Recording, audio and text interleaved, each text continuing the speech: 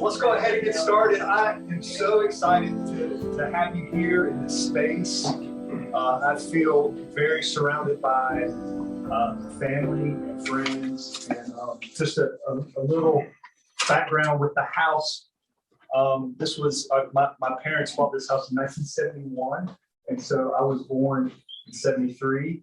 But our family has had this house for about 51 years now. So 6 years ago, my mom moved out, and she generously passed this house on to Emily and I. And so we took ownership over it and then started using it for our work. But I just want to honor you, Mom. Yeah. Mom, thank you. Just love everything about what I just shared with you. I also feel very surrounded by the Daleys. So Jerome and Kelly have been dear friends for a while. And when I transitioned from Westover, when I quit Westover, Emily gives me a hard time. Why do you say transition? You quit. It was very difficult to think about my own soul, vocationally, the next step. And I don't even remember how I got connected with you, Jerome, but I called him. I knew he was a spiritual formation writer. I knew he was a great executive coach. And so he just sat with me and just worked with me as I made this transition. And we've been friends ever since then. And so recently, he and Kelly began what's called the Binding Center. And it's a Christian spiritual formation ministry up in the high country, up in Boone and Blowing Rock. And I love the mountains with the school at ASU. So maybe I have a secret agenda in working with them, going up there and taking people.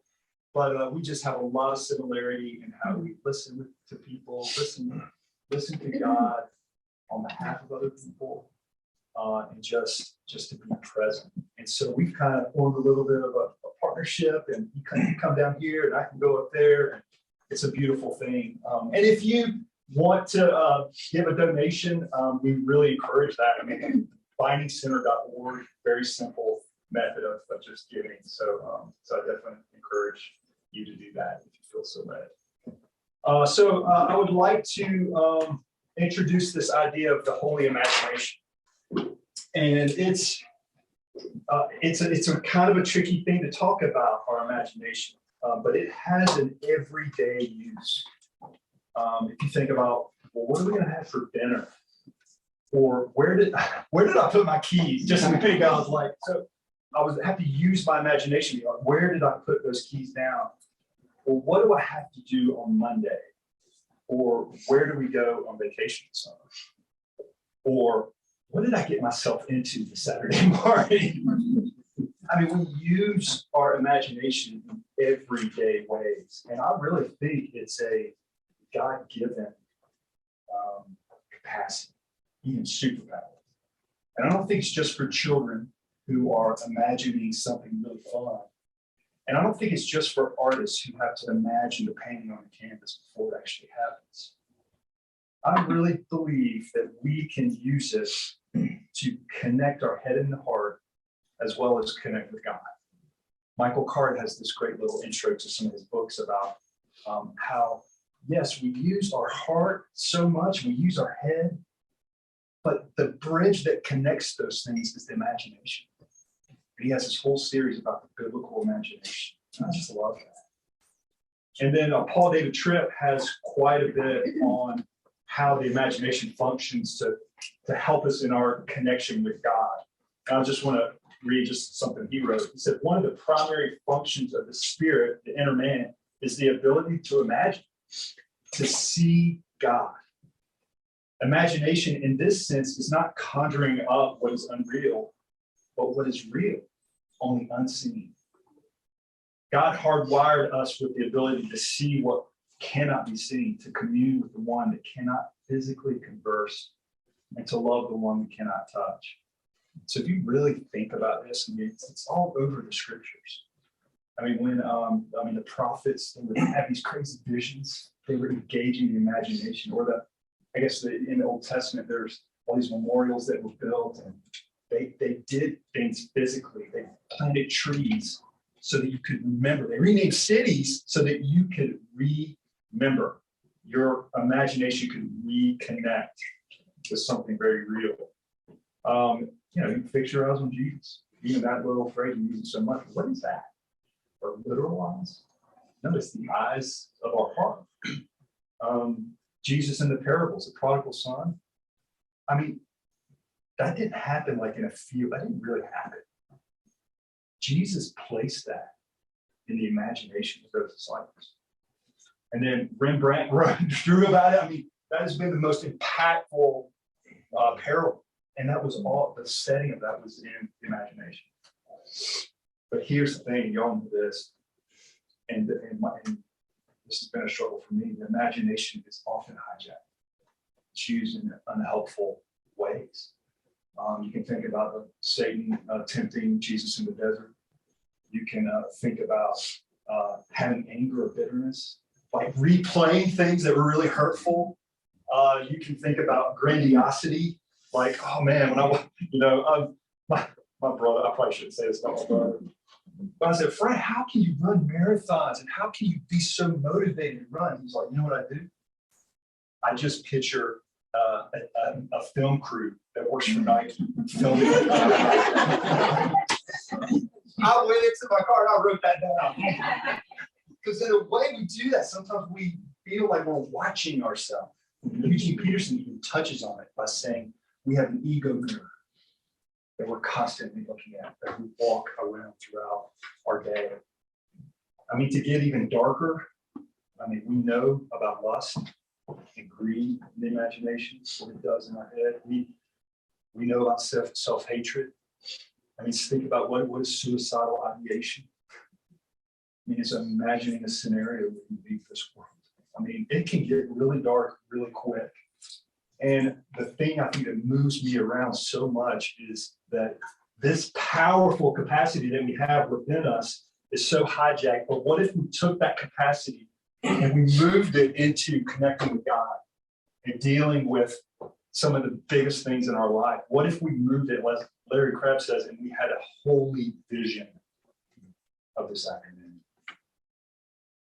We're just being with family tonight. And so that really gets me going. So today we're going to talk about holy imagination and anxiety. I'm going to talk up until the top of the hour. We'll have a time of reflection. We'll have a little break. And then Jerome will share a little bit about his journey with anxiety and imagination. And then we'll be done. But I'm going to talk about nighttime. The Hebrews felt like the beginning of a day is actually the night before. Because sleep is so important. So how you go to sleep, and then what do you do when you wake up? I mean, raise your hand if you've woken up and you've got something on your mind and you can't go back to sleep. Okay, I saw somebody point. Yeah, I mean, it can be very disruptive, and I just don't believe the Spirit does that to us in the middle of the night, trying to wake us up. I think it's sacred to sleep, and so I'm going to talk about the night. Jerome's going to talk about the day, midday, and facing anxiety with the holy imagination. So just a few things about actually paying attention to what our mind does when we get really angsty and when we worry. What we do is we basically have a potential outcome.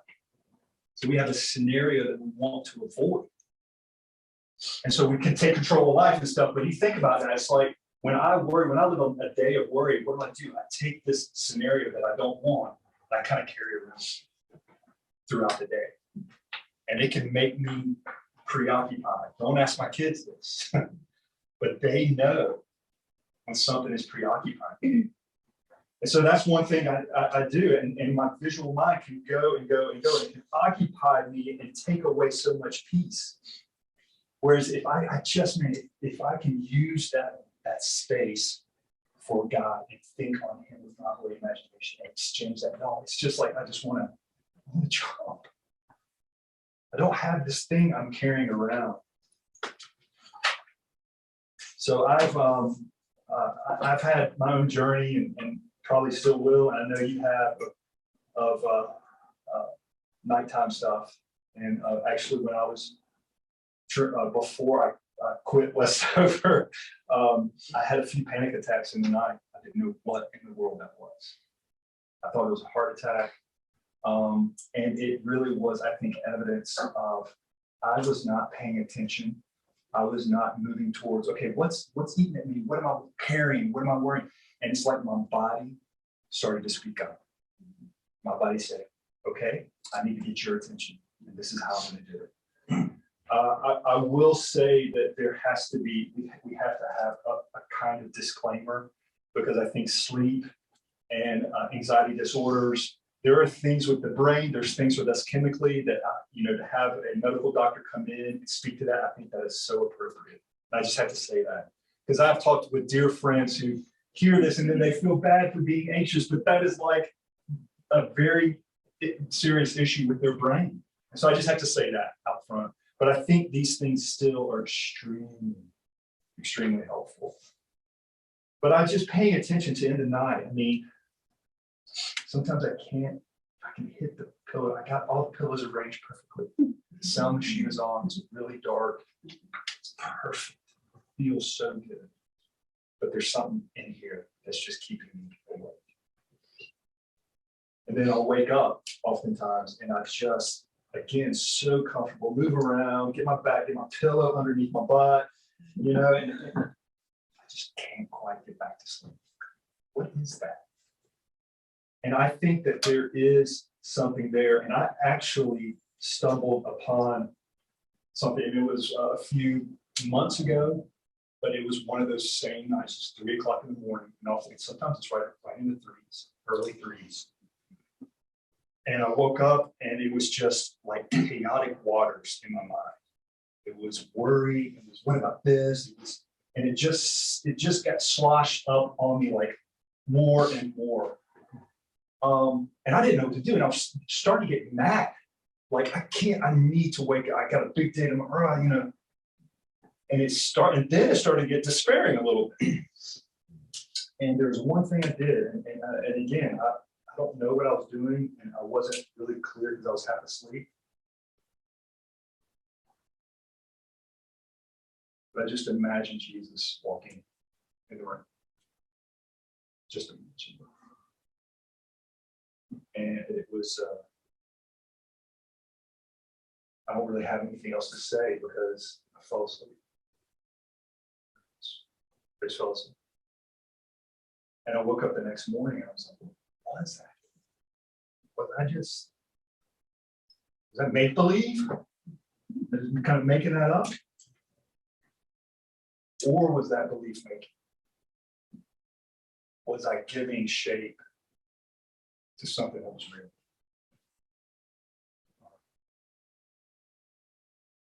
I'm like, okay, I gotta write some things down. I got, what just happened there?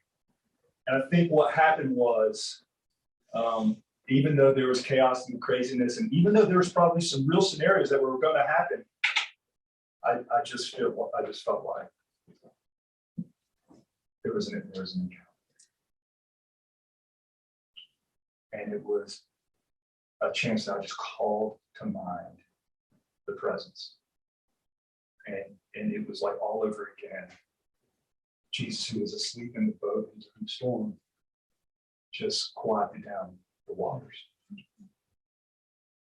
to where I could fall back asleep.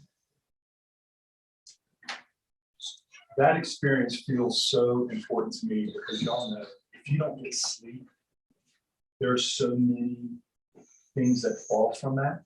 There's so many, depression, further anxiety.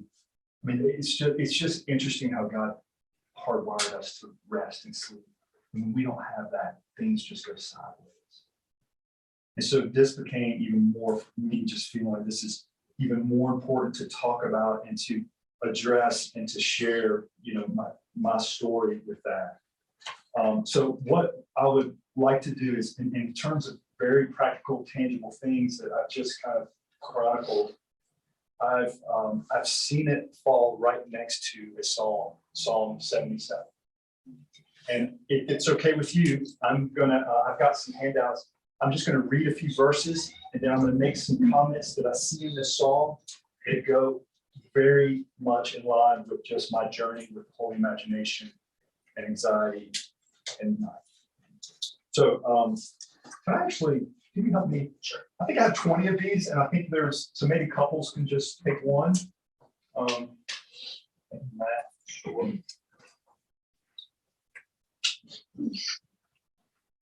And this song is fascinating to me because there's evidence that this song was written in the middle of the night with an anxious heart, with a lot going on.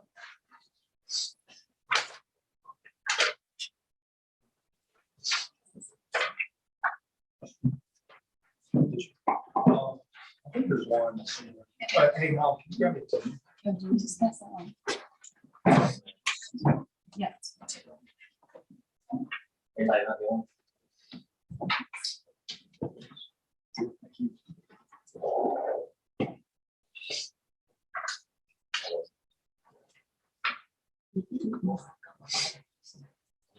Maybe I can share with this. I'm gonna be in trouble.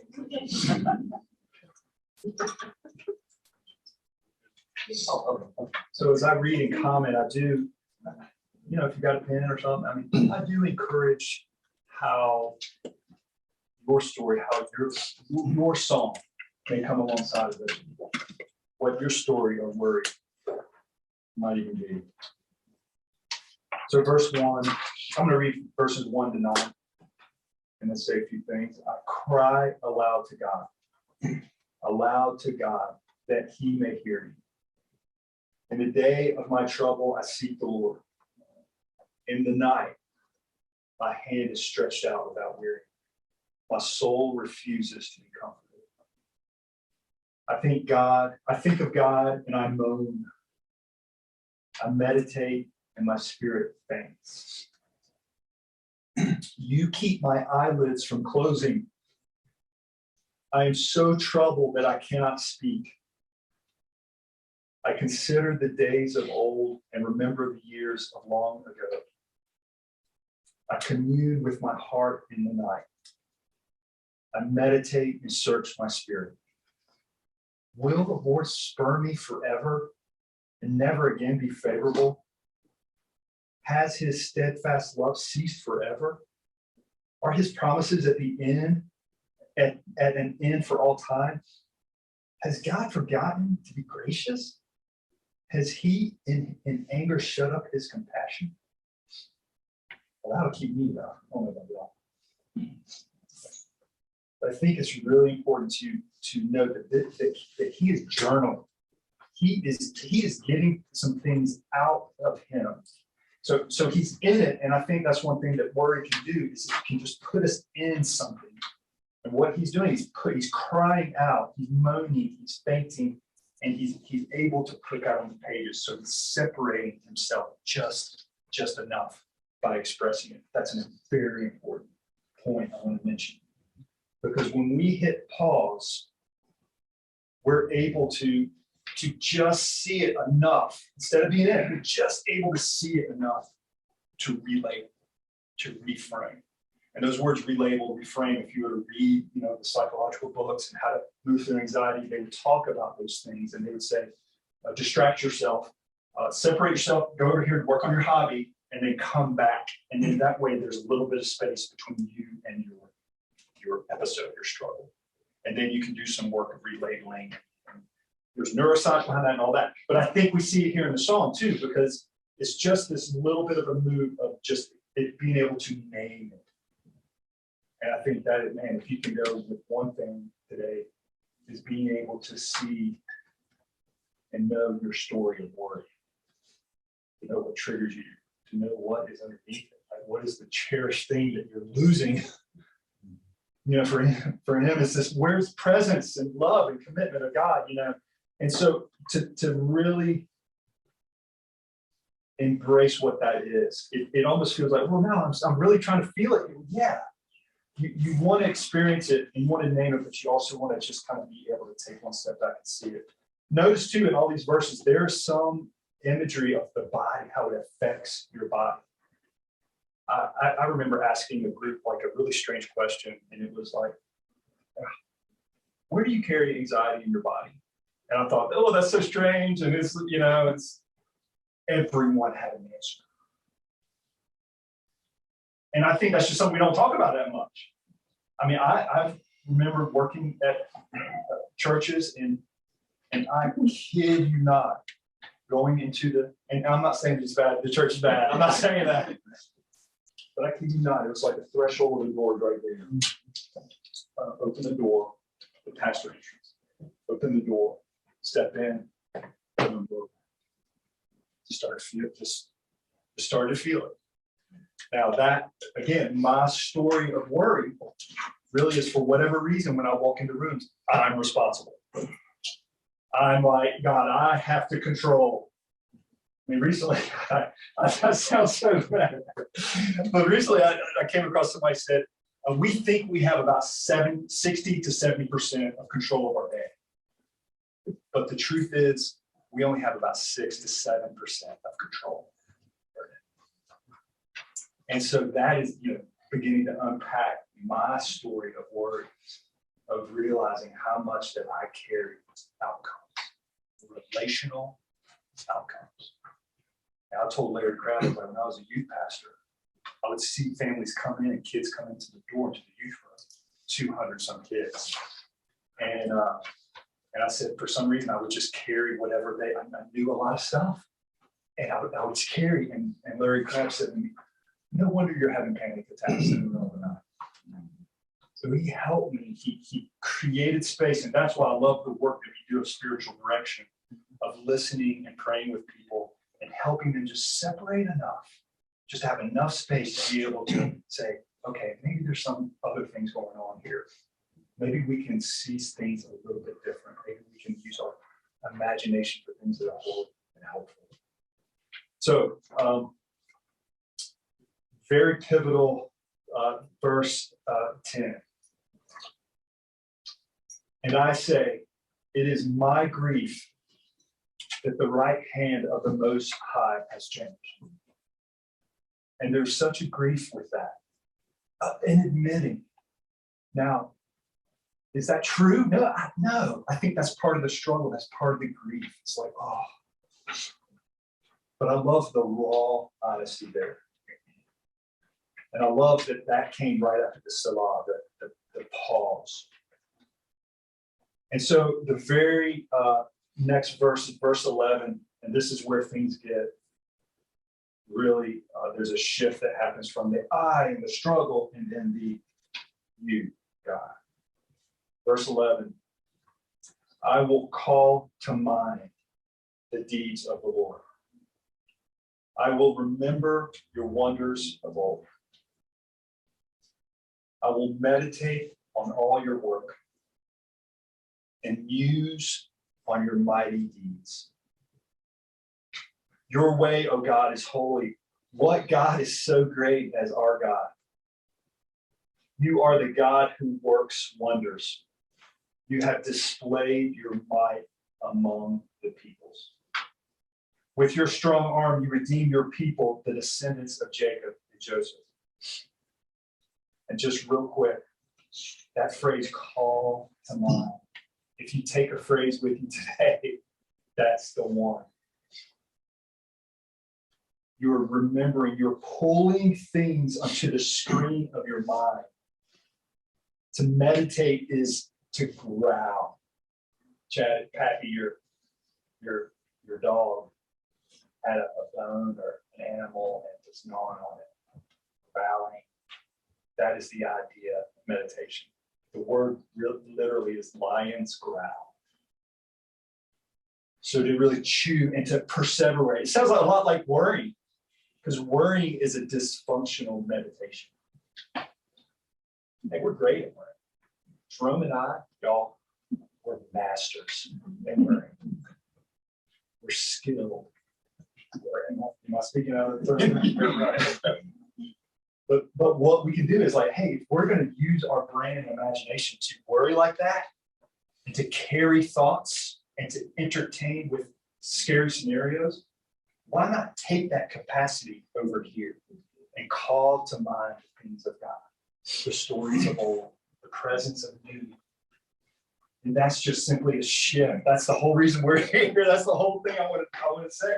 We have the superpower that we can actually use And muse on your mighty deed. Muse is just talking it out. It can be self-talk.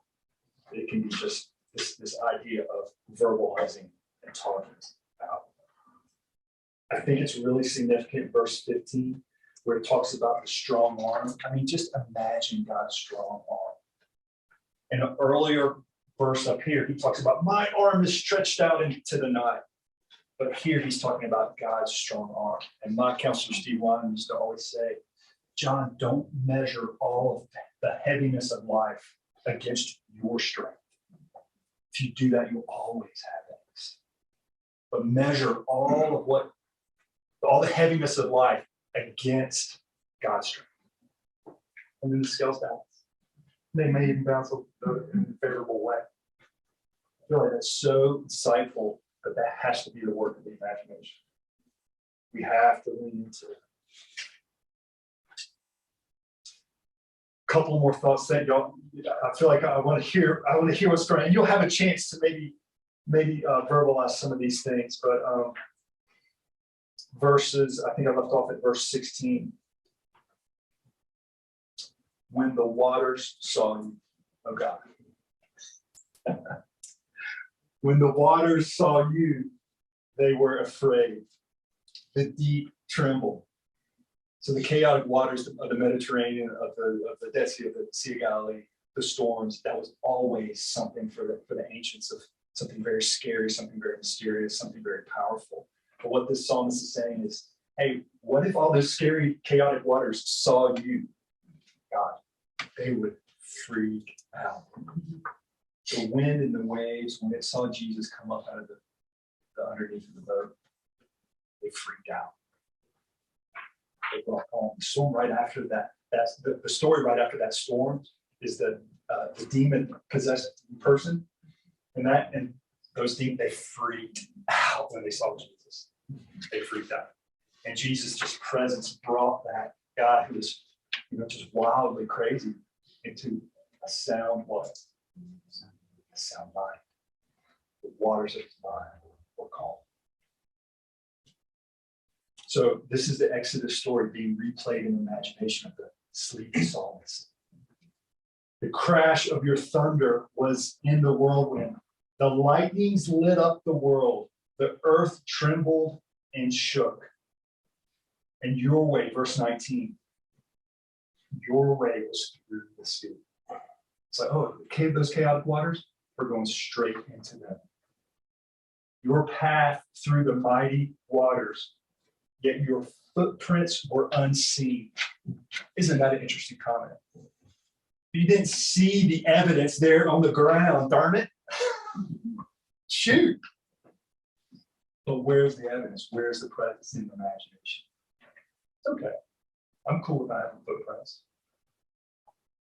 So the psalmist's imagination was restored. The psalmist's imagination was restored. And there is a laying down. The psalmist is something's very different. And y'all, this is the thing that has stirred me up about this Psalm 77 as I've studied it. And it's the last verse. You led your people like a flock by the hand of Moses and Aaron. And then there's full stop. In the original language, and a lot of the scholars say that something's off. That is really the way it's almost like the psalmist started a new paragraph, and then he had one sentence, and then there's like the Office episode when Dwight, when Michael clamped his foot in the George Foreman grill. Y'all know that episode? Well, during that episode, Dwight had a concussion. Y'all haven't seen that? Oh, yeah. And Dwight said, and he was holding a fan to Michael's foot, and he had a concussion. No one knew it, so he's like this, and he leaned over, and the fan hit his foot. Michael's like, "What are you doing?" Anyway, after that scene, Dwight's like, "Well, part of my role as assistant regional manager is to," and just stop because his brain wasn't working, and so everyone's looking at him. Michael's like, "Is to what? Finish your sentence." Verse 20. It's kind of like an incomplete sentence. It's an incomplete idea. Why do you think that is? Are there any theories? asleep. You fell asleep. You fell asleep. Isn't that the sweetest thing you've ever heard? Several scholars believe that's what happened. That his sleeping mind that was all stirred up in the night, that he shifted and reframed his mind. He called to mind the presence of God, what he had done in the past, what he could do in the future. And it, Mike, thank you for getting that. And it, he fell asleep. God gives to his beloved. Jesus was laying down in the ship, but he was not laying down because he was tired. Yeah, he was tired. He was laying down in the Father, in the Spirit. God's love. There's something very different with that. So how we go to sleep can really, we can kind of have a kind of a preparedness towards restoring our imagination. And, you know, and I do think they're very practical things kind of on the side. I'm just thinking like putting your phone down, you know, the screen is like sunlight. And so when you look at the screen at 11 o'clock at night, our brain is like, oh, it's morning. I think going for walks in the evening, when I practice that, it's just been so helpful to just kind of wind down. I did yoga 3 days in a row. That fourth day was the best night's sleep I'd had in a long time. Again, that whole idea of body and angst and getting the things out. I think there's really something to that. So there are tons of like practical things like that. And the way that we maybe write things down and empty out our mind before we go to bed. Very, very practical. But I will say, Dallas Willard talks quite a bit about when you actually wake up and before your feet hit the floor in the morning.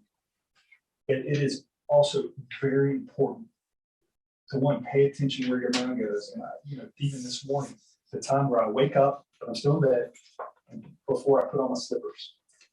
I don't really have slippers, but I just kind of came to me. But like that is extremely important, I think, where our mind tends to go. And I'm not even talking about quiet time or Bible reading, you know, I'm just saying, and Dallas Willard encourages that. Sometimes he will just imagine the shepherd with him right there. He would quote Psalm 23 right when he woke up. He would just recite it to himself, or the Lord's Prayer. So your first thought is so important. And he would even say the single most important thing about in a person's mind is their idea of God and the associated images. And I think we wake up to that. And that might take a little bit of work to really wake up to say, I'm going to behold something really beautiful of God, instead of I'm going to behold a heavy day. I know it's coming. And that may take a look, it's not impossible. Stella, my daughter, picked up this picture, and I want to give you all a second to reflect here in a second, in a few minutes or so. But this is a great example of beholding something beautiful, of calling to mind something. So she got this at Goodwill for $3.99. But on the back, I was able to see the story of this.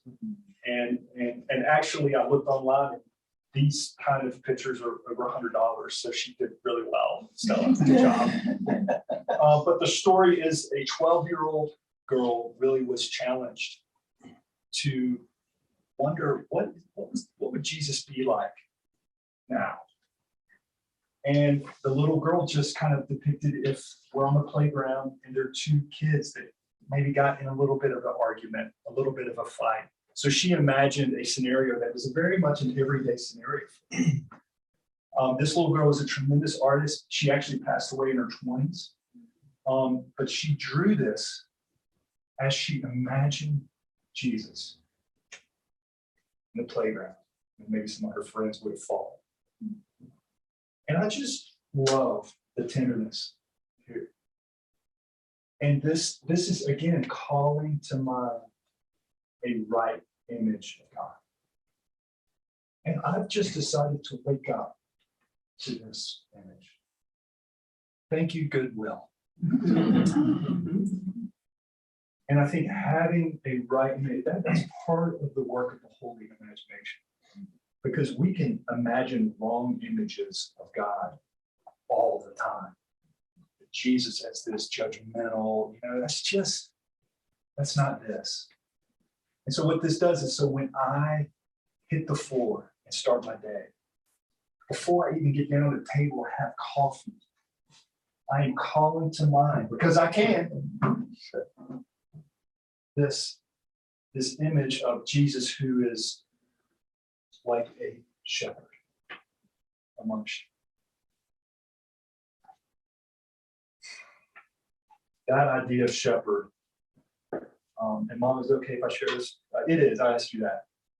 So tender for our family, so dear. And my dad, when he passed away about 11 years ago, and he had this brief experience of calling to mind God as shepherd in the midst of a really anxious time. So it was just an ordinary night. He had a diagnosis of small cell lung cancer. We knew his time was coming. And there was a conversation with you, Mom, and you shared this with us, but Dad's not one to bring up, he wasn't one to bring up a spiritual conversation or a passage or scripture, but he said to my mom, he's like, I've just been thinking that Psalm 23, where it talks about how you are in the valley of the shadow of death. And then Mom just kind of continued the psalm for him, just saying, he's with you. But what is fascinating about that was in the night, that's when he had kind of an episode of seizure that really we all came together in the morning, went to the hospital, and 11 days later, he passed. And I just think about that, and I think of the courage that Dad had to call that to mind. And in the valley, and I think that was finally really good use of his imagination, because it was such a scary time. And so now having that story that unfolded in the den in there, now I can take that whole story, not a story of worry, but I can take that and be like, wow, the timing of that. It's amazing. He didn't know that night, and how that was spoken out in the family. That is something that is like another image that I can have on the wall of my soul. I'm just gonna sit and look at that image and that story. That has been something that has been so helpful. And then I think that can be retrieved in the night, whether it's right before bed, or right in the middle of the night, or right on our Henry now talks about that. It's like, have much art decorate your soul, that you can behold the beauty of God, and that will bring great rest. So I would love to do this, if you don't mind. Can we just pause? I mean, I've been talking. Can we just pause and have 2 or 3 minutes of silence? just to take about 15 breaths. And then I would love to just hear from you, and then we'll just have just like 5 or 7 minutes. Just to, if you want to share something, you don't have to, no pressure at all. But if we can do that, I think that is part of what we're talking about. Is having these pauses patiently, waiting, and setting our mind, using our imagination. So let's do that.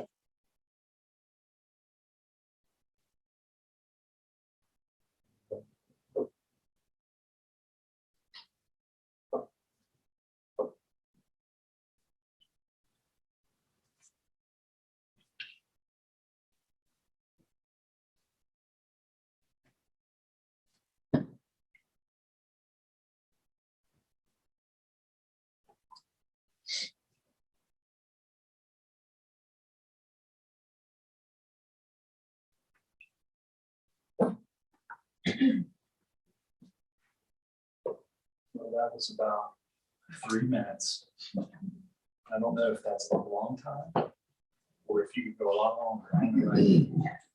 But that's just a little bit of a taste. Thank you for letting me share. I would love to, if you just feel like there's something kind of rising up in you, it's like, oh, I'm going to share that, or had a question about this. Just want to allow a couple minutes for that. We'll take a brief break and let you remember. Anything starting? Any thoughts? Yeah. John, as you're unpacking this idea of holy imagination, it occurs to me that imagination and creativity are kind of part of the same package. Yeah. And it really is the essence of Christ-likeness. You know, when what's the term creatio ex nihilo? God created the world out of nothing. Yet it had a vivid imagination, it's very creative. You start with a blank slate and you go, okay, I'm gonna make light and dark. And I'm gonna make the waters, and I'm gonna make the mountains. And this is, you know, things that, So good. I mean, in the times we live, we're gonna have to have a vivid imagination and great creativity. And I also remember that self-control is a fruit, not a gift. So I think we're being entrusted with having to manage that imagination. So I think the holy imagination is kind of sanctifying something that can go off the rails pretty easily. So good. Thank you for sharing. A.W. Tozer has some writings about the sanctified imagination. It's very powerful, very much like that. Thank you for sharing that. I really struggle with I guess, it's what you said about worry being kind of a hijacked imagination really speaks to me, because I feel like at work, it's really stressful, and I feel like a soldier on the battlefield, you don't really have time to stop and pray. You just react, right?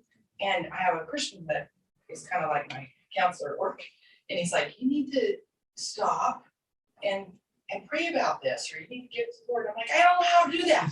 Right. You know, but this whole worry equals hijacked imagination, really good word picture for me. It helps me to, okay, let's imagine something with Christ in it. You know, I'm at work, you know, he doesn't have a whole lot to do with this work right now, is the way my brain is. Yes. So anyways, I'm hoping it'll help. That is, it's kind of like your story. Yeah, yeah. And that you even have the ability to do that. I mean, I had the same kind of thing, you know, that opens up a whole new world of possibility. Thank you. I had a thought. So I thought the song was interesting because it talked about things that were grandiose to them. All the stories were a big, scary thing in engineering. Something that you said. If we take that same idea and use that, I mean, it sounds like you're saying to use instead of like a lot of times. I was taught to meditate on the Psalms, or what's happening. Maybe a better thing to do would be to like take that picture of what that person did and apply it to what we're doing. So like take something that feels anxiety provoking, like work or whatever. And instead of like you read that psalm and say, oh, this person did this, doing that same time. I think journaling, writing our own song, is really powerful. And 2 questions that I've often just let guide me is, what are my chaotic waters these days? And what might it be like for those chaotic waters to be split? Can you imagine the Hebrews standing in front of all of the sea and Moses saying, we got to go that way. And the water splitting and having to go down is humility, the downward way into the chaotic waters. So, I mean, I think we really, I think to your point, we really try to, okay, I got to fix the waters. I got to call her, I got to go to another waters, you know, and it just straight. But yeah, there's kind of a shift, like I said, like, you have to reread this. Read that. Was there a second question you said that you thought about? Well, what are my unique chaotic waters? And what might it be for Jesus to step out of the bottom of the boat, or to imagine Aaron and Moses with their staff in front of the waters, or imagine the Holy Spirit hovering over the chaotic waters? You know, I think that's hopeful. John. So I think I'm thinking about stuff. Okay. So I'm thinking. Don't use the word imagination, use the word thinking. Okay. I'm thinking about stuff. But now when I'm thinking about thinking, it's like actually what you're doing, Gary, is you're making stuff up. You're imagining things that could happen, that could be true, but you don't know. You're imagining reactions that could happen, and then if that happened, what would you do? I call that thinking. And I call imagination, I have until today, well, actually, maybe not this today, but imagination is sort of inventing things. Yes. It's like, no, what I was doing was I was actually imagining. I'm, in that sense, I'm making stuff up and then having reactions to it, physical reactions to it. Make it, when in reality, there are true things that if I can do that and use my imagination on things that may or may not be true, but I don't know, or on things that could happen, if I can use my imagination on that and control and can do it, then I can use my imagination on things that I do know are true. Why would I not do that? Right. And think of the things that really are true that I know are true. Why wouldn't I do that? Yep. Yep. It's great. It's a great question, Gary. So what's the answer? Why wouldn't I do that? Well, it's an undoing, it's a relearning, and I do think our culture, or we have to pay attention to our culture. Even the word imagination is like,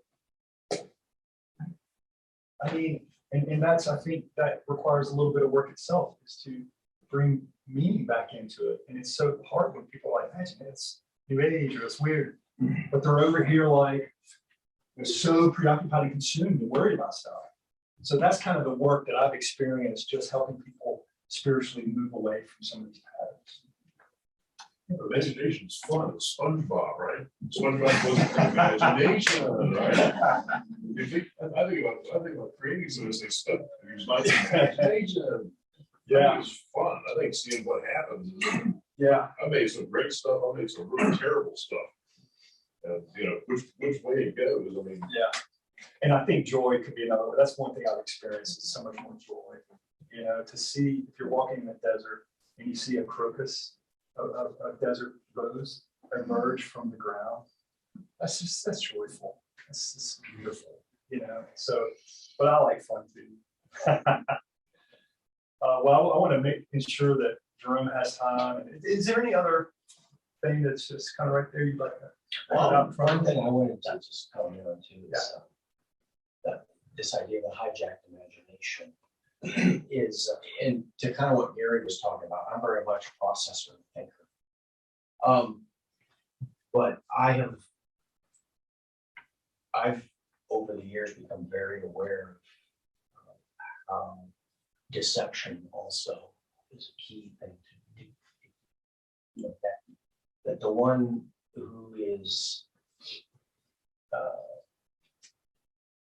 in the spiritual battle that's going on, that we don't know.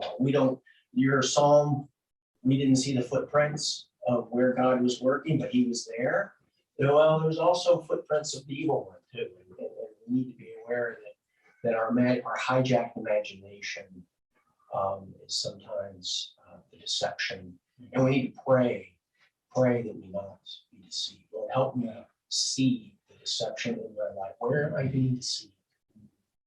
It may seem great and holy and wonderful, but am I being deceived? Help me. That's true. Again, read the temptation Yeah, those rocks, don't they look like bread? Don't they, see all this land here. I mean, it's really something to pay attention to. It's really in the same vein as that. C.S. Lewis wrote in the Screwtape Eight Letters about the leaky faucet and how just like a leaking faucet can be the thing that snaps your mind away from God. Jane and Shane wrote a song like 10 years ago called Embracing Accusations. And the climax of the song says, "The devil's singing over me an age-old song that I'm cursed and gone astray. He's singing the first verse so conveniently, but he's forgotten the refrain, Jesus saves." And I think that we hear the accusations all the time. And most recently, I'm a counselor that I go to right across the street. I use this phrase over and over. I feel like I'm swimming upstream, swimming upstream, swimming upstream. He said, "Okay, you're swimming upstream. Fine. What are you doing?" I'm like clinging onto this rock, as the waters are beating over me. Okay, Jesus walks up. What does he do? I don't know. It's a strong stream. He can't get to me. And I just felt like I just remembered, like he walks on water. Like he's not bound by anything. He saves. And I think that is one of the most basic things regularly that I'm learning is that he saves us. I think that in our anxiety and that worst case scenario, we're walking around with it all the time. Now we forget that he saves. I forget that he saves. So it's been And then so you stop swimming upstream. Is that your response? oh yeah, he picks me up out of the water and we walk upstream together. Yeah, it's good. Too good. Thanks for sharing.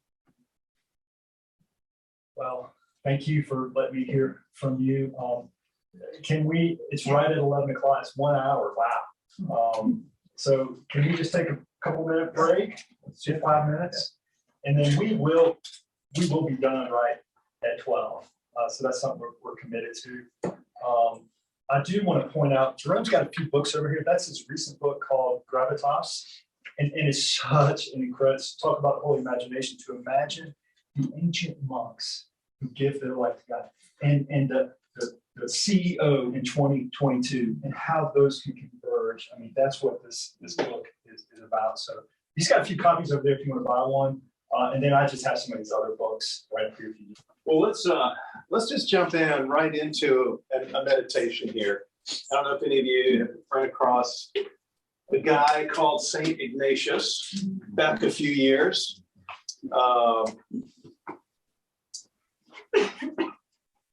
Ignatius was known for meditating using the imagination. So particularly, he would encourage the folks he had influence with to find a story in the Gospels or in the Scriptures and put yourself there, like put yourself in the story and begin to tap into your senses, your feelings, your sense, your smell, your taste, and what does it feel like to be in that, and begin to even interact with the characters that are in the story.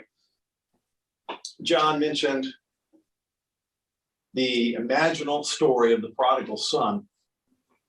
So I want to just take us for a minute into that story and locate ourselves right there.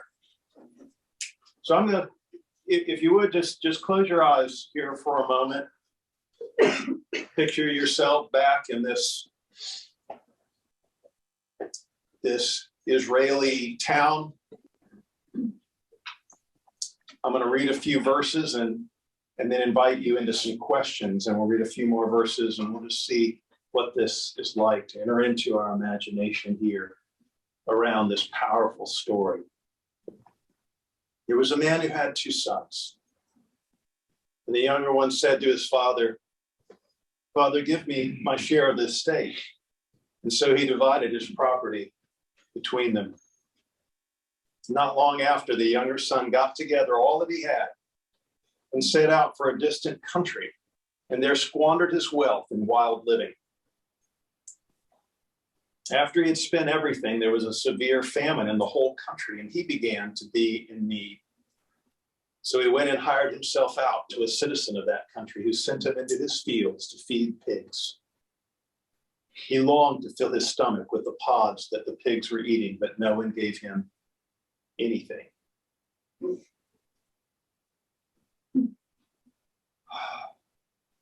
So it's you standing in that field right now, looking around at a messy, sloppy field. What do you see? What do you smell? I can imagine it being kind of a rank smell.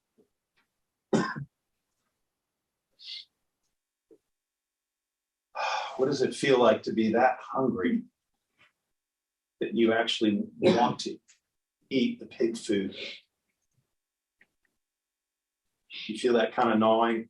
I know we're getting toward midday. You might feel some actual gnawing in your stomach. Well, what's going through your heart right now? Life hasn't turned out like you thought it was going to. Disappointed, maybe ashamed, maybe you feel angry.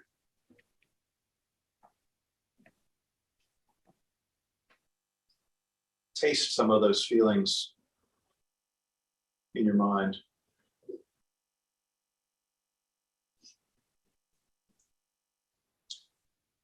Now something begins to shift on the inside for you. And he came to his senses and he said, how many of my father's hired servants have found food to spare? Here I am starving to death. I will set out and go back to my father and say to him, Father, I've sinned against heaven and against you. I am no longer worthy to be called your son. Make me like one of your hired servants. So he got up and went to his father. So now you're on the road. Weary, perhaps, weak for lack of food, putting one foot after the other. There's still some desolation, but now at least there's a direction. At least there's somewhere to go. But what are you feeling about encountering your dad again? You hopeful? Discouraged? Embarrassed?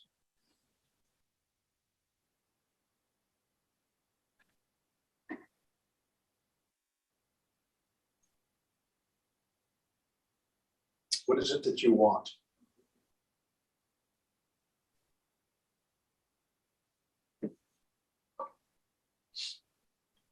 While he was still a long way off, his father saw him, was filled with compassion.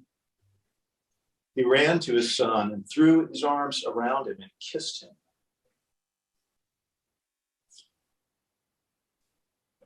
Kissed you. You're the one in his arms right now.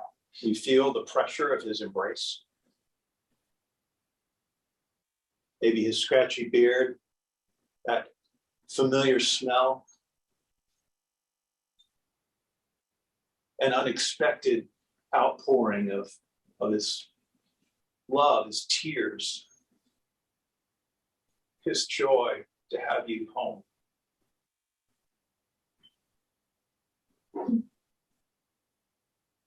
What do you want to say to him?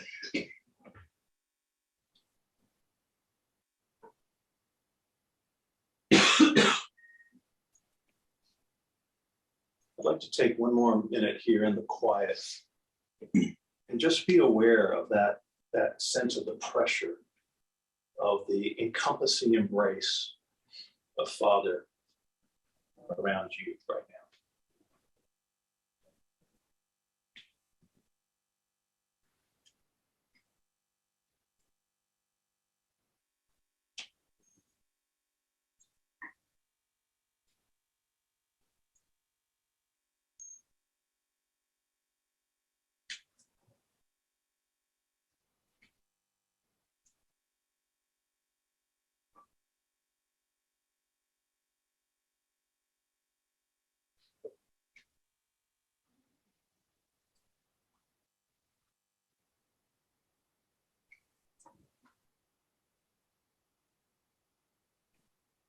Amen.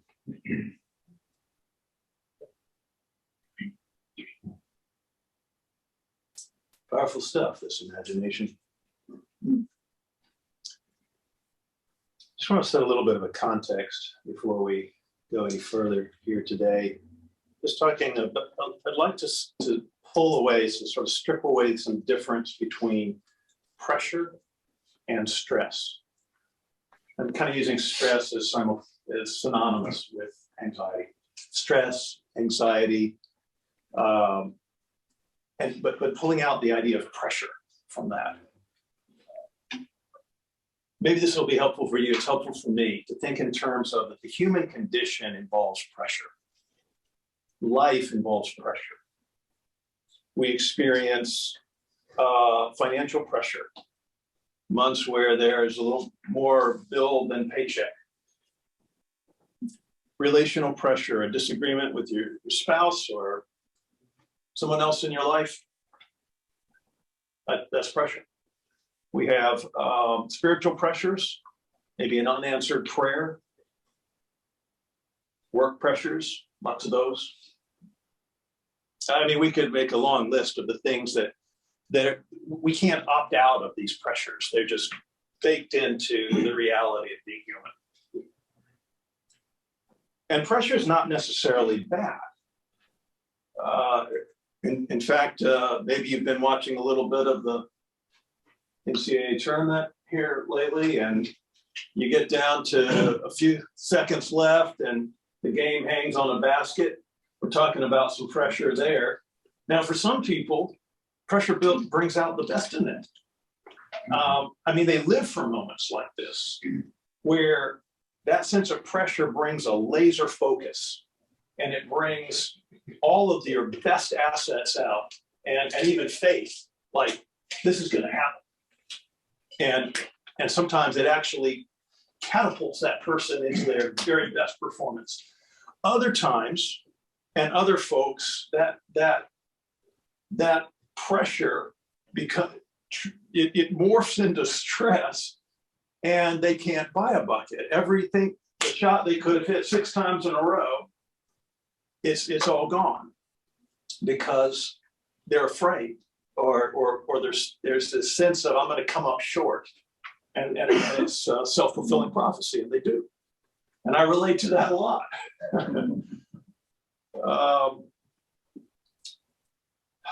I wonder if maybe the difference between stress and pressure is confidence. Confidence that there is enough, and confidence that you are enough. Confidence that what's built into you is adequate for the need of the moment. But one thing we know for sure, stress begins to take us down a destructive path pretty quick. And it can be far more damaging than missing a basket. It can be really feeling like we just shoot ourselves in the foot of life. And that can be really painful, really devastating in a lot of ways. The theological word we could use for confidence is hope. But when we feel the pressure of a given circumstance or situation, do we have that sense of hope that God is there with us and for us and through us? I'd like to share just a little bit of my personal experience with anxiety. If you're familiar with the Enneagram, I identify as a type 6, which has a long and storied experience with anxiety. Of course, anxiety is part of the human experience, no matter what your type is. So you can pick your own version of anxiety. But sometimes I have felt that stress has been kind of the theme song or the background music of my life, just always sort of playing just a little bit off to the side. And maybe that's why I keep feeling drawn back to this topic, because it has affected so much of my story, and I'm still trying to untangle some of those dynamics for my own ongoing freedom.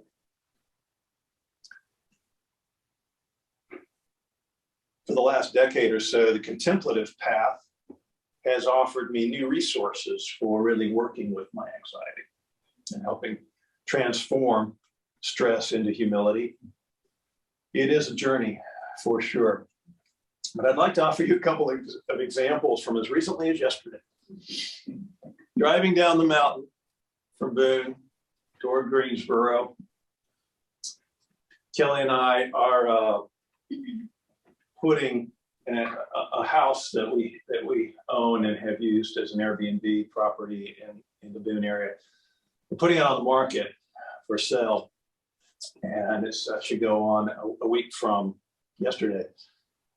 And as you might imagine, there's a to-do list involved with getting all sorts of things fixed. We were out there yesterday, and there were like 3 or 4 different workmen and vendors around and trying to square away things that would be a problem.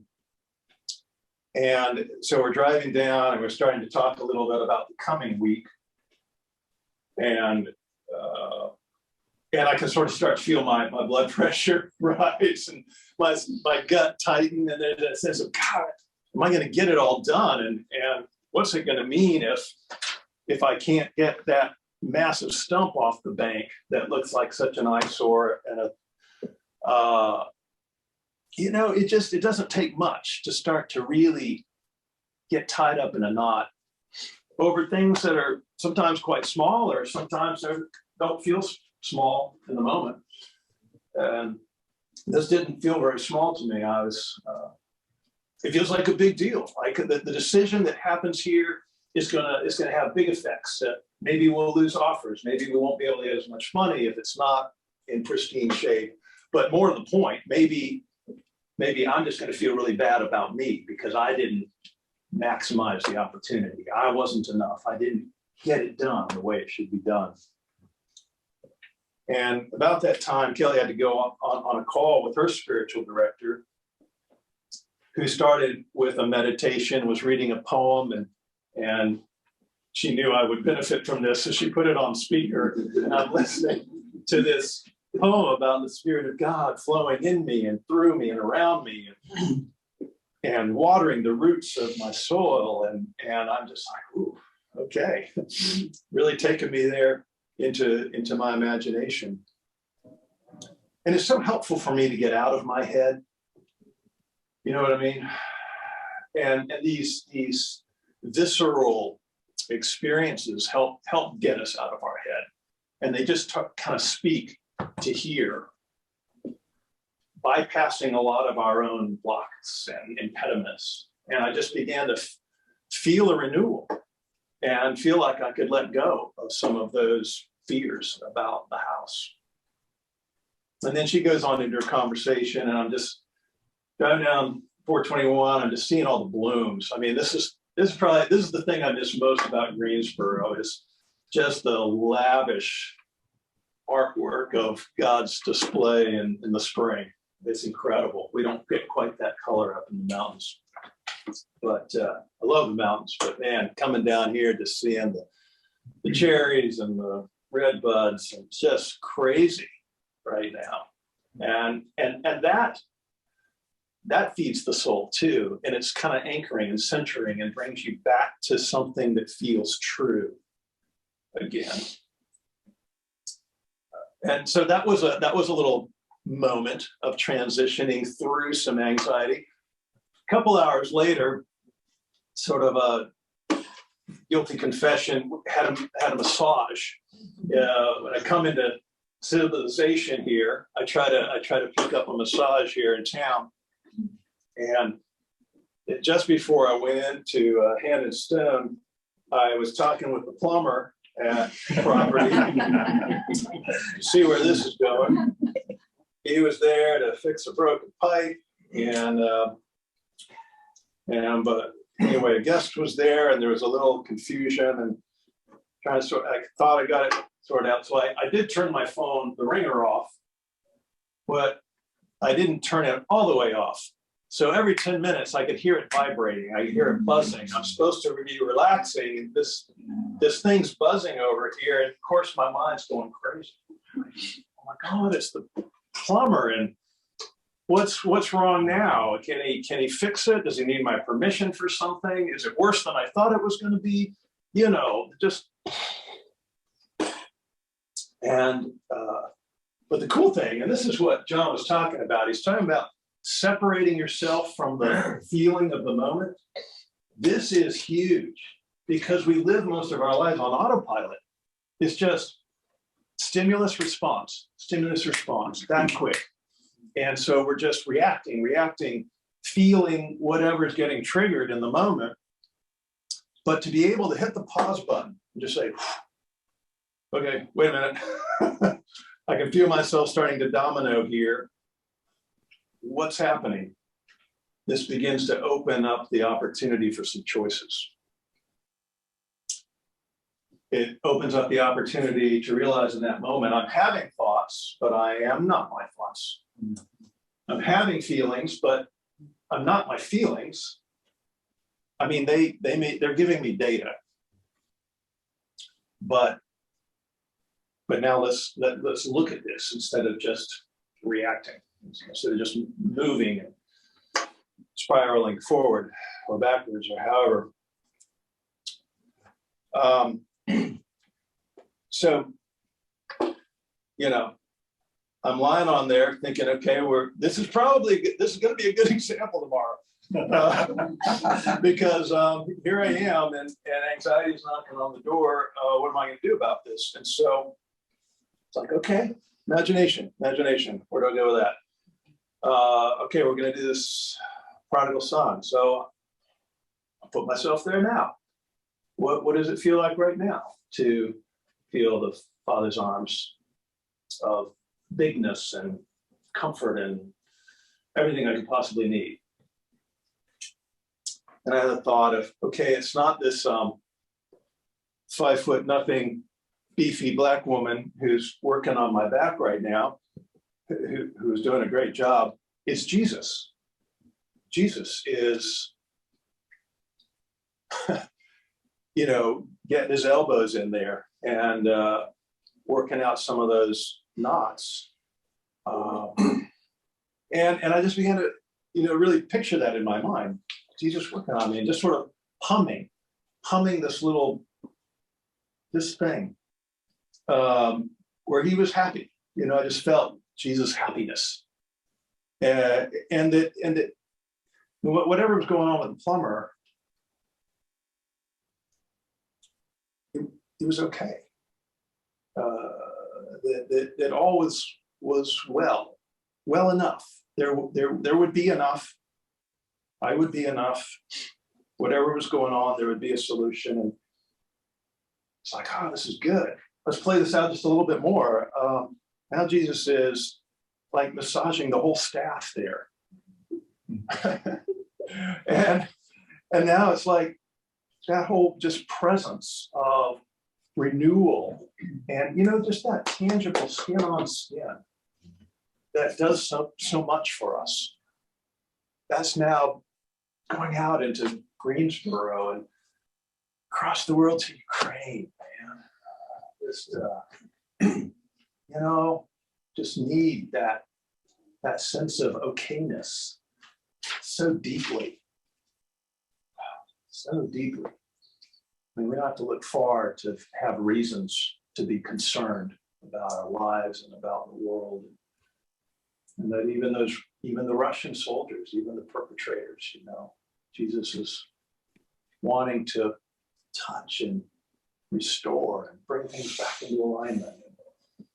So yeah, it was a moment, you know, and I'd say, yeah, anxiety and I are old friends, but this works, and I feel renewed. I don't feel owned by my anxiety. It's going to be there. It's going to be knocking on the door this afternoon. Something will happen, right? That feels concerning, that feels like this isn't quite what I was planning or quite the way I wanted it to play out, or I get another call from another vendor, who knows? But we can live through the experience of being human, feeling pressures, and not letting them have the last word.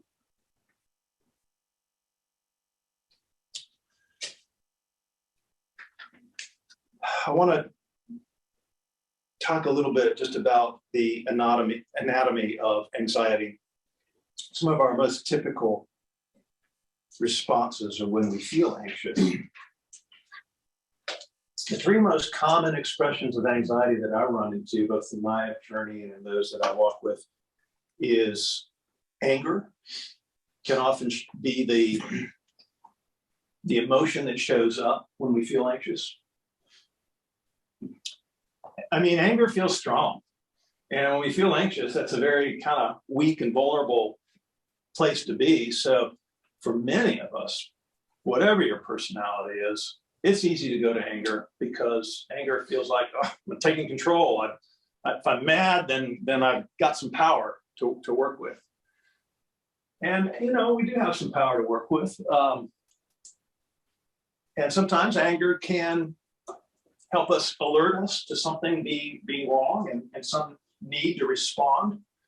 But often anger it's just anger. Shame is another way that anxiety can go.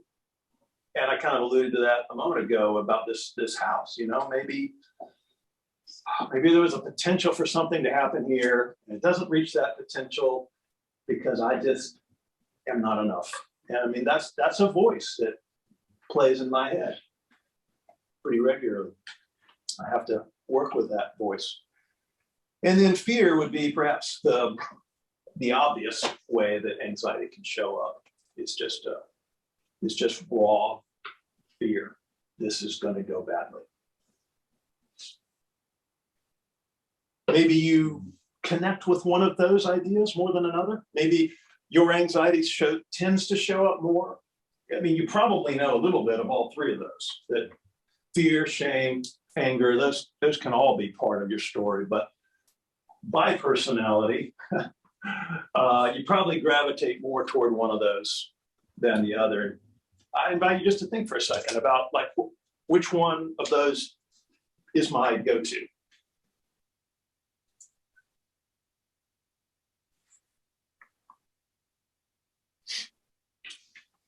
These responses sort of correlate to the classic fight, flight, and freeze responses. And again, if you're familiar with the Enneagram, the body center, the head center, the heart center, these all sort of have a particular bias toward the anger and fear and shame responses. So I'd like to invite you into another visualization here for just a moment. And I'd like you to think about a recent difficult situation that you've been in, just even over the last few weeks or months. A really difficult person, difficult conversation, a difficult whatever, something that you were feeling anxious about. I mean, it felt difficult. Have you got something?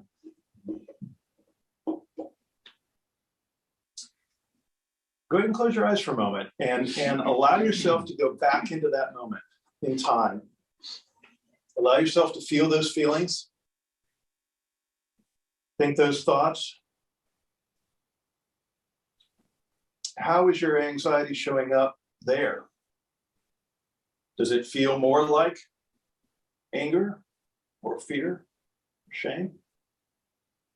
Maybe a combo.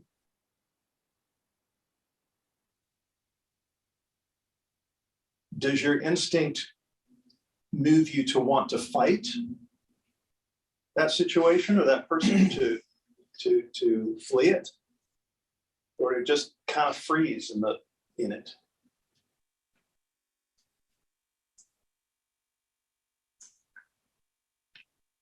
So now let that frame freeze and visualize Jesus coming into that moment and into that situation. And now you and Jesus are kind of taking a step back and you're looking at this scene together.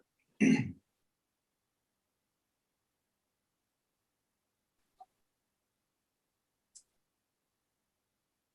feel his presence. He's right there with you in that loaded situation.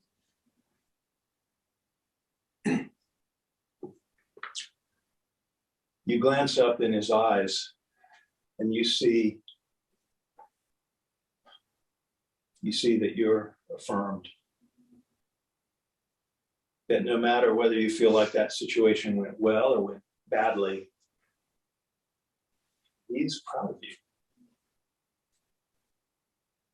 You see this understanding in his eyes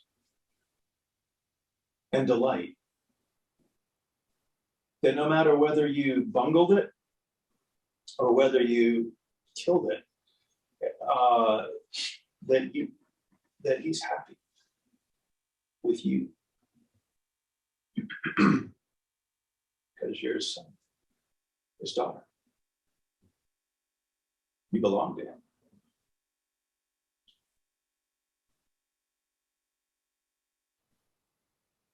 And now you feel that whatever that situation really needed most, or maybe still needs, wisdom, patience, strength, compassion, timing, I don't know, some sort of resource, that he's got all of that. Everything you could possibly need for that situation or that relationship is right there for the taking. And finally, in this little visualization, you realize that you can hand that situation into his capable hands. You can just take your grip off of it and relinquish your attempt to control it, your attempt to manage it. You can really surrender that into God's hands.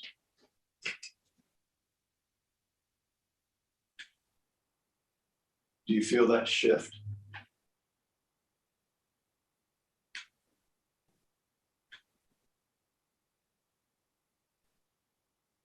It's not that anxiety may be 100% gone.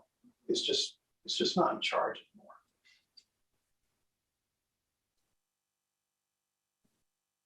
And I'd like to invite you just to take a couple minutes. If you've got something to write on, journal a little bit around that. Just put some thoughts down on what it's like to receive the presence of God into that anxious situation. And if you don't have anything to write on, just dialogue with God a little bit around this. Take a couple minutes.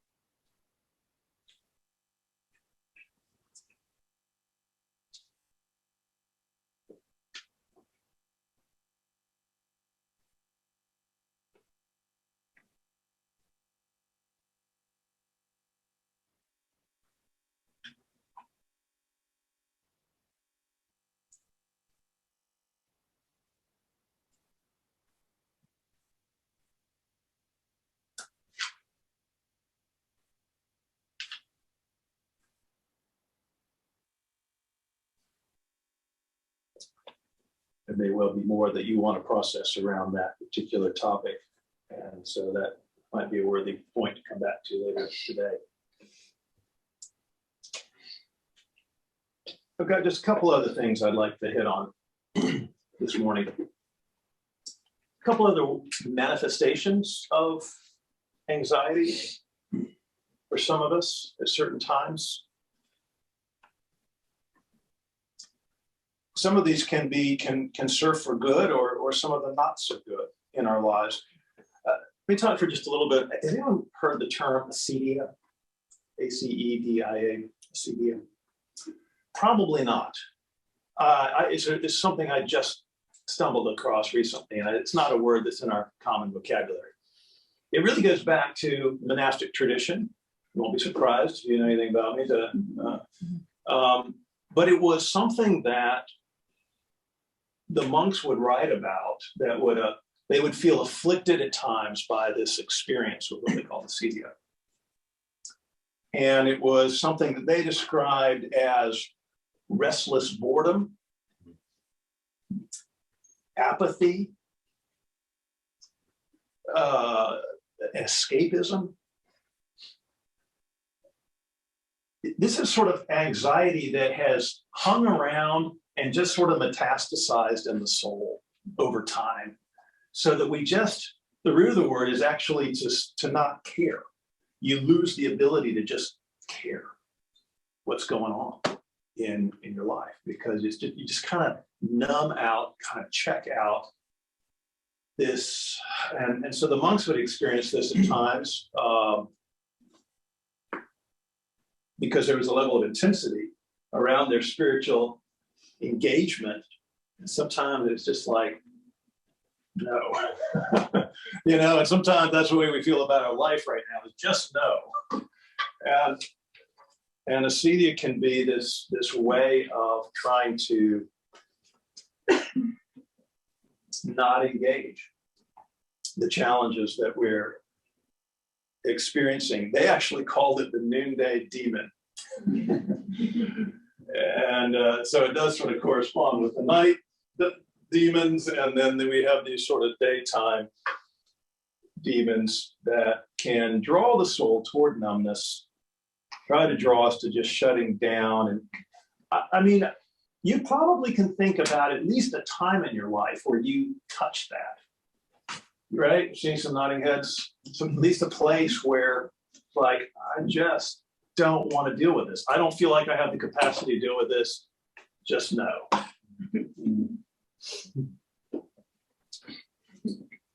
Now, our most common word for that is depression. And we use depression both in a clinical sense, and you kind of touched on this a moment ago, clinical sense that very rightly calls for counseling and medication and work around brain blood chemistry. But then there's sort of the casual sense, the colloquial sense of depression that we all know. And that can be one of the ways that we talk about. I'm just blue, I'm just down, I'm just having a rough patch. But we're really talking about this place of acedia. So if counseling and medication is the way to speak to a chemical depression, how do we deal with acedia? And what I see in those that have written about this topic is that basically this is a place that calls us to engage our wills. It's not willpower, but we can't access the grace of God without setting our hearts. Basically, to repent, that old-fashioned word to repent, to change our minds, to change our thinking, change our direction, and say, this sucks. This is not good for my soul. This is not good for the world. I'm going to do it a different way. And so there's a need to change. And that's where grace meets us, because grace is the power to change. We get in touch with our desire to change, and then God meets us there and actually gives the ability to move a different direction and to think a different direction. I really appreciated the comment earlier. Is it Ivan? Yeah, you. You mentioned this thing about the imagination being the place of creativity. And really imagination is creating. So you kind of said this a bit ago, John, we kind of tend to think of imagining things as pretending. We're going into a place that's unreal to to whatever, entertain ourselves or distract ourselves. But no, imagination is creating something. It's making something, it may not be visible, but it is real. So when we get caught in a wave of worry, that becomes real in here. That sense of insecurity, that sense of threat, that sense of concern about the future, it is real. Now, I mean, it's at least real in here. It may not be realistic. It may not be rational, but we have created a reality in here. Or alternatively, we access that imagination for what we just did, sensing the presence of God with us. Is that real? I think we would say yes. We believe the presence of God is real. Always, in every situation. So to imagine Jesus standing here, looking at this painful situation in my life, we're creating a different reality. It's not unreal, it is real.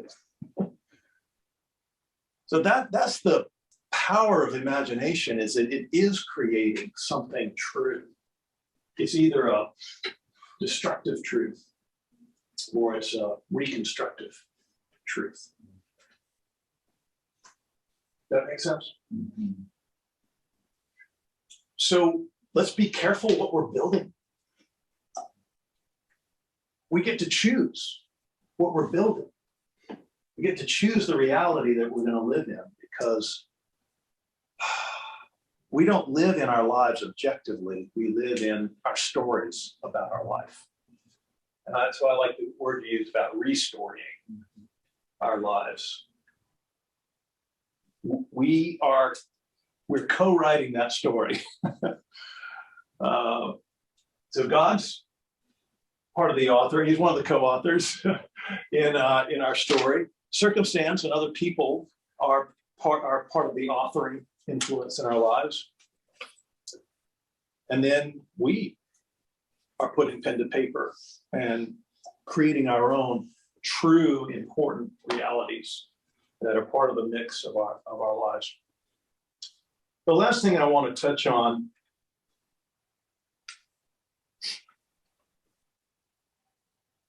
many of us now have heard of what's called the dark night of the soul.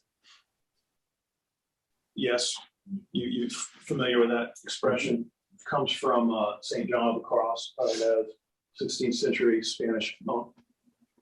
And it started with a poem that he wrote, and then a commentary that he wrote about the poem. And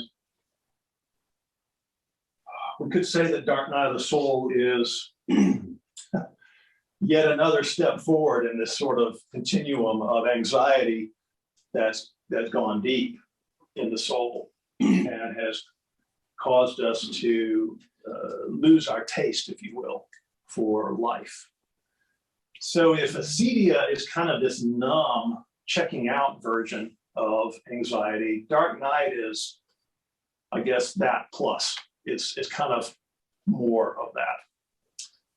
St. John actually describes two dark nights of the soul. One of them he calls the dark night of the senses. And that's that space where we lose connection with our awareness of God's presence. We don't feel God anymore. When we pray, when we go to church, it's just kind of, I feel like our prayers are bouncing off the ceiling, and so it's not that we've changed our convictions about God. We just don't experience it. Just like, I believe this, but where is it? I used to feel it. Why am I not feeling it now? Of the dark night of the senses. The dark night of the spirit, he describes as even a scarier sense of, I can't even access the concept of God right now. Again, it's not that I don't believe in God, but the idea of God, the reality of God feels so amorphous, so inaccessible. But the beauty of St. John's experience of the dark night of the soul was that it was not from Satan. It was not from the enemy. It was actually a passageway to a new depth of intimacy with God. And I'll just hopefully whet your appetite a little bit to maybe lean into that a little bit more, explore a little bit more, particularly if you do feel like maybe I'm in a dark night of the soul.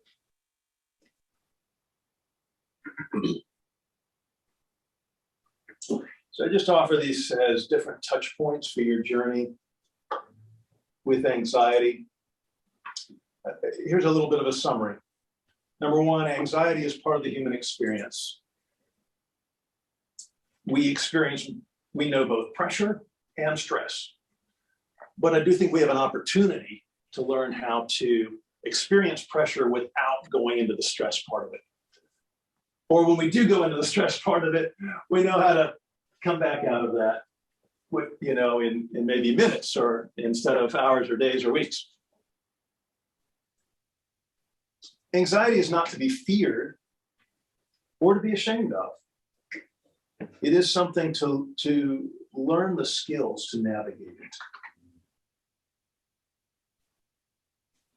So whether anxiety feels like an occasional nuisance, a chronic headache, a place of callous numbness, or full-blown dark night of the soul, God is with you. God is with us. And God is bigger than our anxieties. Jesus' final promise, I think greatest promise, as he commissioned the church in the very last words of Matthew, and surely I'm with you. Surely I'm with you. I'm with you. I'm with you. I'm with you. You're not alone. I'm with you to the very end of the age. That to me is God, Jesus' greatest commitment to us. Not that I'm going to make everything great in your life. Not that I'm going to solve every problem or illness or obstacle or loss or genuine place of suffering in your life, but you will not have to experience that alone. You will always have my presence with you. That's a good one. I mean, that's a game changer. And of course, we've been looking at the imagination as one of God's greatest gifts, tapping into the truth of the heart, retraining it where we don't just let it run in the path of worry. When worry pops up, we can say, I see you. I understand that. And that's not my only choice here. So how can I harness the imagination to access what is real and true and create a different reality, create a different path, one that's going to be life-giving for me, life-giving for the people in my life. I mean, one of the things that makes anxiety so destructive is that it takes us in here and we can no longer offer our gift to the world. We can no longer really give love. We can't give presence to the people who need it the most. When you are anxious, you're no good for anyone around you. And God, and we're meant to be good for those around us. We have a gift. We have the Spirit of God in us is needed by those around us. So changing our story, restoring our relationship with anxiety is not just for you. It is for all those connected to you. And even in a very mystical but real sense, for the entire world. Your health, your freedom is life for the planet. And that's a kind of mind-blowing idea, but I believe it's true and real. How we do? What's our time? It's 2 minutes till. Okay. All right. Well, I was going to invite you into a final exercise. I'll tell you what it is because you can take it home with you. Super simple. Maybe you've done something like this before. Have you ever written a letter from God to you? Anybody? Yeah. Just a couple, not many. Well, cool. Because this is a journey into the imagination where the Holy Spirit in you gets to work through your own heart and your own mind to say, what would God want to say to me right now? And write it down. And so that is an entry into the world of creative possibility and something really powerfully redemptive. So you might want to have some fun with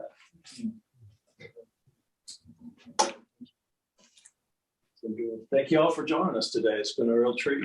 And I hope we've stirred the pot a little bit and given you some fresh ideas, maybe a tool or two to carry forward in your own journey. And we look forward to the next time we get together. In fact, I want to introduce Kim Bonce. Just raise your hand.